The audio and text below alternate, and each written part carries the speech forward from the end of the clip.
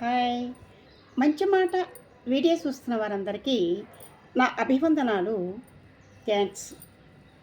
Friends, like చేయండి, subscribe చేయండి.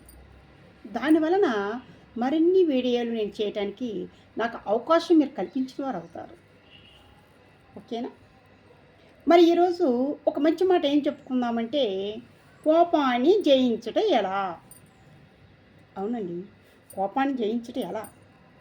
అది అనుకున్నంత సులభమైన విషయం కాకపోవచ్చు, కానీ మనం సాధన చేస్తే పట్టుదలతోటి అది సాధ్యపడుతుందండి.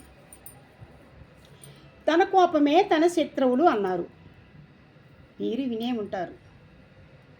మరి అలాంటి శత్రువు లాంటి కోపం మనకెందుకండి? బీపీ షుగర్లు పెరగటం తప్ప. అందుకని కోపాన్ని వదిలేద్దామా? కోపాన్ని జయించుదామా? మరి ఎలా?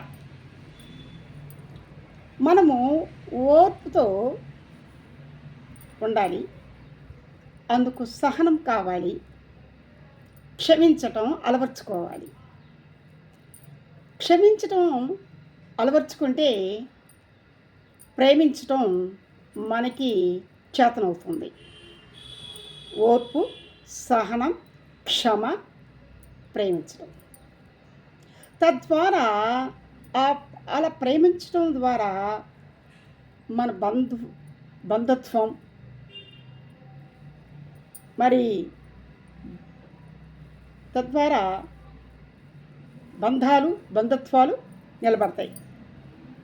ఎన్నిసార్లు క్షమించాలి? 70 సార్లా? ఎన్నిసార్లు క్షమించాలి అని మీరు ప్రశ్న వేసుకుంటున్నారా? జీవితాంతం క్షమించండి, మంచి పనే కదా. అలా చేయటం ఇప్పుడే ఈ క్షణమే మీరు మొదలుపెట్టండి. నేను చెప్పిన ఈ యొక్క మంచి మాటలో 100% మీరే నిజమని నాకు తిరిగి తెలియపరుస్తారు. Okay, bye.